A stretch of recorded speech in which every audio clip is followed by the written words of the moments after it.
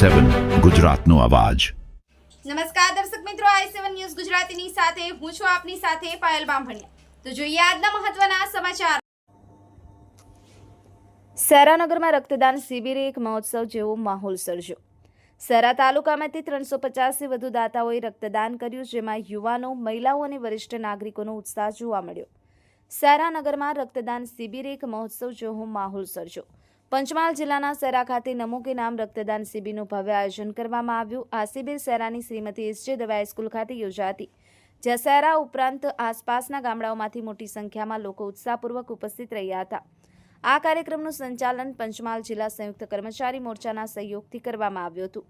સાથે સાથે સેરા તાલુકાની પ્રાથમિક, માધ્યમિક તથા ઉચ્ચતર માધ્યમિક શાળાઓ, તાલુકા પંચાયતની વિવિધ શાખાઓ, આરોગ્ય વિભાગ, મામલતદાર કચેરી તથા અન્ય વિભાગોના કર્મચારીઓ પણ સક્રિય સહભાગિતા આપી હતી। કાર્યક્રમ દરમિયાન તાલુકાના આગેવાનો, સામાજિક કાર્યકર્તાઓ તથા ભાજપ તાલુકા પ્રમુખ ઉપસ્થિત રહ્યા હતા। ખાસ વાત એ રહી કે સમગ્ર કાર્યક્રમ ધારાસભ્ય જેઠાભાઈ ભરવાડના માર્ગદર્શન હેઠળ સફળતાપૂર્વક યોજાયો હતો। આ રક્તદાન શિબિર દરમિયાન રક્તદાન એ મહાદાન સૂત્રને સાર્થક કરતું દ્રશ્ય જોવા મળ્યું હતું। સેરાનગરમાં આ પ્રકારનો કાર્યક્રમ માત્ર આરોગ્ય સેવા માટે જ નહીં, પરંતુ સામાજિક જાગૃતિ માટે પણ એક પ્રેરણા સ્ત્રોત બની રહ્યો છે।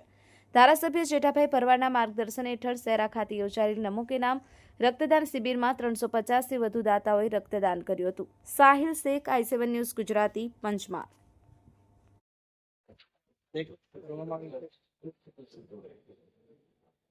ભારતના યશસ્વી વડાપ્રધાન અને આદરણીય નરેન્દ્રભાઈ મોદી સાહેબના જન્મદિન નિમિત્તે ગુજરાત રાજ્ય સંયુક્ત કર્મચારી દ્વારા એક સરસ મજાનું પહેલ કરવામાં આવી છે કે આ દિવસે 1 લાખ કરતા વધુ ડોનેટ કરાવી વિશ્વ વિક્રમ કરવાનું જે નક્કી કર્યું છે, તેમાં આજે એના ભાગરૂપે અમારા શહેરા તાલુકાનો 500 પ્લસનો ટાર્ગેટ હતો।